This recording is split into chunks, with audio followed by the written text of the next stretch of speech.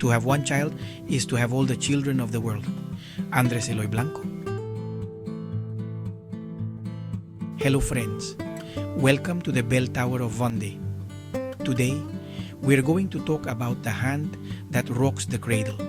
We live in times where our most precious treasure, our children, are under attack by distortions in education and gender laws that are nothing more than wicked ideologies promoted by politicians who are a plague on society and threaten their innocence and healthy development.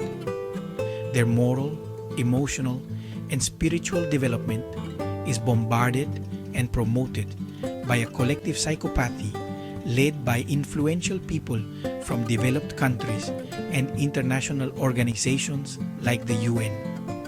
This analysis, mainly aimed at parents and educators, is an urgent call to save our children from the hands of those who are weaving threads to destroy what is most sacred in our lives.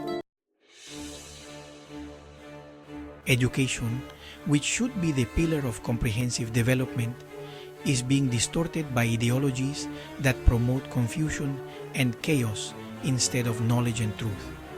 The introduction of educational theories and practices promoting gender ideology from an early age deprives children of the right to a childhood free from adult concerns and educational programs that teach children that they can choose their gender cause unnecessary and dangerous confusion in their development.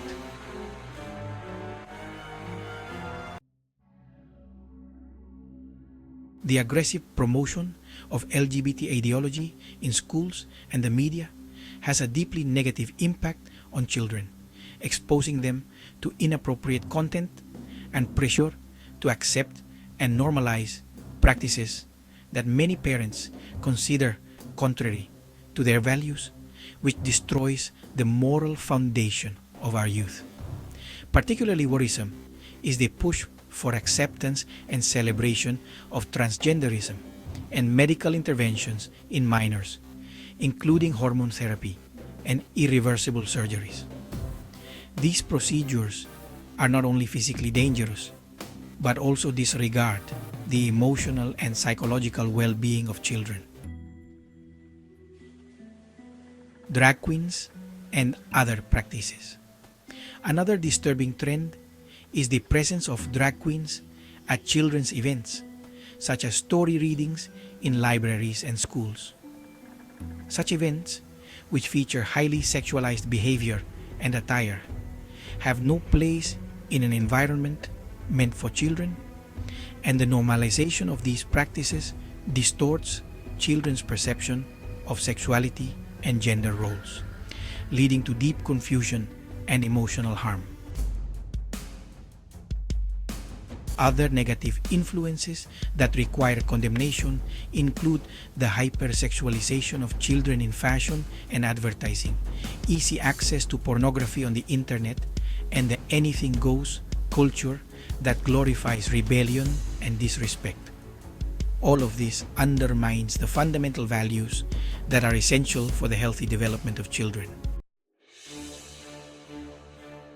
Reflection and a call to action, because the time has come to ask ourselves a serious question.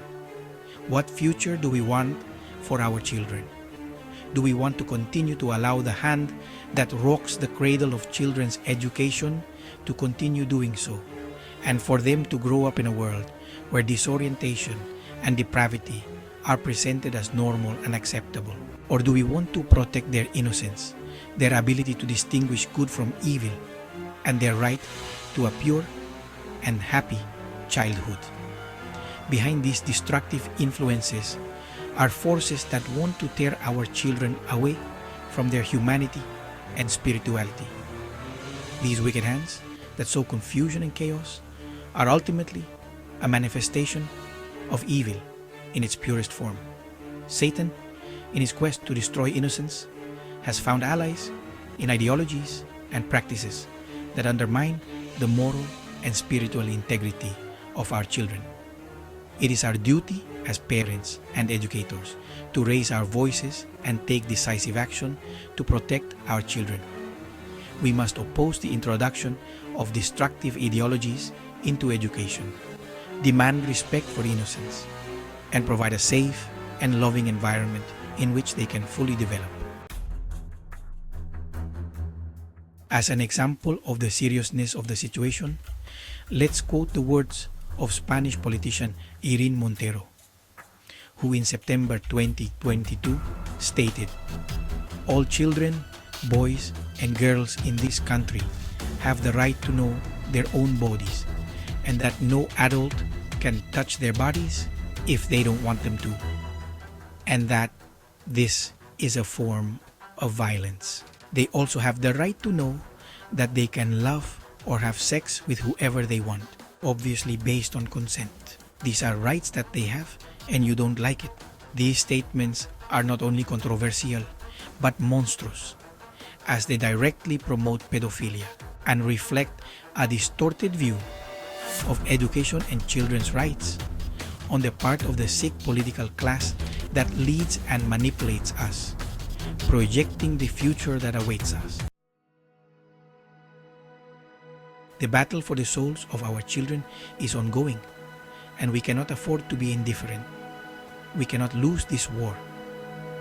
Seeing the current state of society and the devastating impact it has on our children, we must understand that Satan and his servants are actively working to destroy what is most precious to us.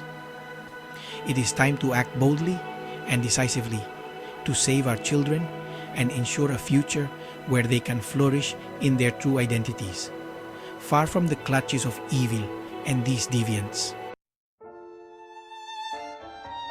The moral and spiritual integrity of our children must be our absolute priority. If we do not stand up for their innocence, we will have failed in our most sacred duty as guardians of future generations and our family. As St. John of the Cross said, "At the evening of life, we will be judged on love." This means that at the end of your days, you will not forgive yourself for not having done anything.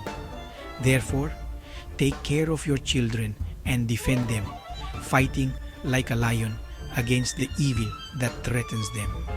It depends on you that this wonderful being, which is your child, does not fail tomorrow in his role to become a full and happy person with a noble and healthy soul without harming anyone, knowing that everyone deserves the same treatment and respect, because all human beings are unique because of their dignity, not their gender, skin color, race, or creed.